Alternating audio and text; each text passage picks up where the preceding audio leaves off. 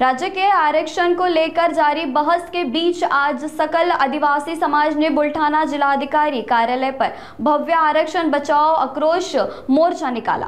बंजारा और धनगर समाज को सुनिश्चित जनजाति के चलते एसटी आरक्षण न दिया जाए, हैदराबाद गैजेट को महाराष्ट्र में लागू न किया जाए, यह मुख्य मांगे थी। इसे मोर्चे में हजारों आदिवासी पुरुष व महिलाएं पारंपरिक वेशभूषा में शामिल हुए और जोरदार घोषणा के साथ अपना जोश प्रकट किया और साथ ही रोष भी दिखाया।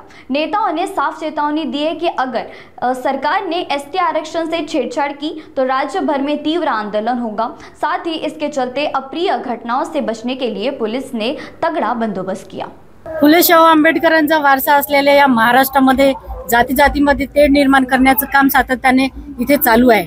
हैदराबाद गॅजेटचा आणि महाराष्ट्राचा काहीही संबंध नाही। हैदराबाद स्टेट वेगळं आहे आणि महाराष्ट्र स्टेट वेगळं आहे। तिथले कानून वेगळे आहे आणि महाराष्ट्राचे कानून वेगळे आहे। आदिवासीची चाली रीती रूढी परंपरा ह्या भिन्न आहेत। त्या बंजारा समाज ह्या पाचही निकष पूर्ण करू शकत नाही आणि म्हणून अनुसूचित जमातीमध्ये बंजारा समाज असो की धनगर समाज असो की वडार समाज असो, आदिवासीमध्ये त्यांना कदापिही घेणं शक्य नाही, कारण ते असंविधानिक आहे आणि जर तसं होत असेल तर हा संविधानाचा अपमान आहे आणि आम्ही आमच्या ताटातली भाकरी इतर कोणालाही खाऊ देणार नाही आणि त्यासाठी मग रस्त्यावर उतरून याही पेक्षा तीव्र स्वरूपाचं आंदोलन आम्ही त्या ठिकाणी उभं करू आणि पूर्ण महाराष्ट्रभर ते आंदोलन राहील। आमचा आदिवासी मोर्चा या ठिकाणी जिल्हाधिकारी कार्यालयावर धडकला।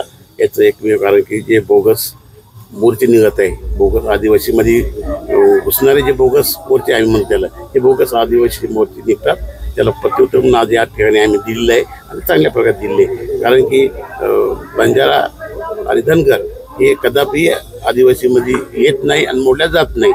तसं धनगराचं सुद्धा आरक्षणाबाबतीमध्ये केंद्र शासनाकडे गेलं होतं, पण परत रिटर्न त्यांना पाठवण्यात आलं, वापस प्रस्ताव गेला, ते होणे शक्य नसल्यामुळे त्यांना दिलं जात नाही। तसं बंजारा समाज सुद्धा आहे, कारण बंजारा समाजाला ऑलरेडी आरक्षण दिलेच आहे, परत ते आदिवासीमधून आरक्षण देणं हे शक्य होत नाही आणि होणार बी नाही। आणि आम्ही जर आमच्यावर अन्याय होत गेला, शासनाने गेलं, तर आम्ही त्याच्या विरोधात तीव्र आंदोलन म्हणजे आज जिल्हाधिकारी कार्यालयावर आलो, नंतर आम्ही मंत्रालयात जाऊ, त्यानंतर दिल्लीत जाऊ, अशा प्रकारचं आम्ही मागे हटणार नाही, मोडल पण मागे हटणार नाही।